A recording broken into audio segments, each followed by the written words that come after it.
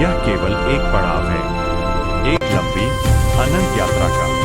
सनातन धर्म कहता है मृत्यु अंत नहीं, परिवर्तन है।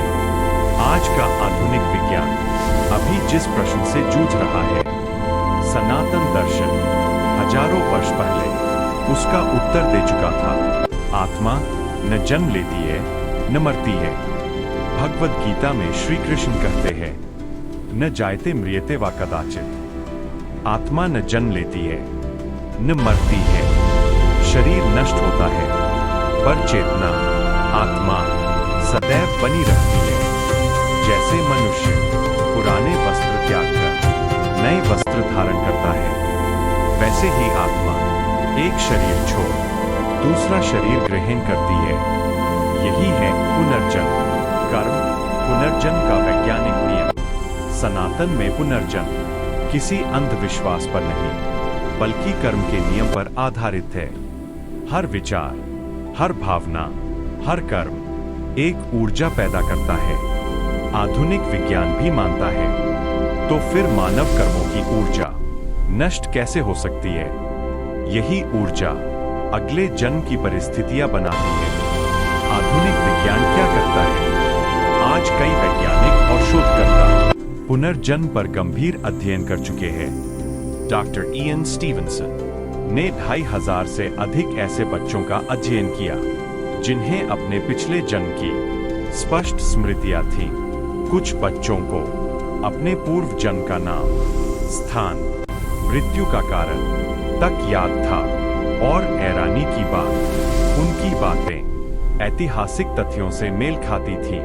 क्या यह केवल संयोग था या कोई गहरा सत्य? चेतना और ब्रेन कार्य से विज्ञान अब मानने लगा है कि चेतना केवल मस्तिष्क की उपज नहीं है। मस्तिष्क एक रिसीवर है, जनरेटर नहीं। जैसे रेडियो सिग्नल पैदा नहीं करता, सिर्फ ग्रहण करता है। सनातन इसे सूक्ष्म शरीर कहता है। मन, बुद्धि और अहंकार मृत्यु के समय स्थूल शरीर नष्ट होता है, पर सूक्ष्म शरीर आत्मा के साथ अगले जन्म की ओर बढ़ता है। मृत्यु के बाद क्या होता है?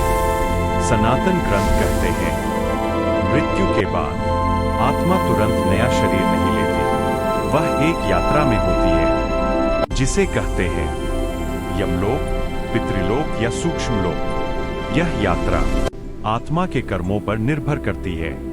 यही कारण है कि कुछ आत्माएं शीघ्र जन्म लेती है, कुछ समय लेती है और कुछ मोक्ष की ओर बढ़ जाती है। पुनर्जन्म से मुक्ति सनातन का अंतिम लक्ष्य स्वर्ग नहीं, पुनर्जन्म भी नहीं, बल्कि मोक्ष है। जब कर्म समाप्त हो जाते हैं, जब अज्ञान मिट जाता है, जब आत्मा अपने ब्रह्मा स्वरूप को पहचान लेती है, तब पुनर्जन्म का चक्र स्वतः टूट जाता है। निष्कर्ष, पुनर्जन्म केवल धार्मिक अवधारणा नहीं, यह चेतना का विज्ञान है। सनातन धर्म मानव को डराने नहीं, जागृत करने आया है। यह बताने आया है कि तुम शरीर नहीं हो, तुम आत्मा हो, और आत्मा अनंत है, अमर है, सनातन है।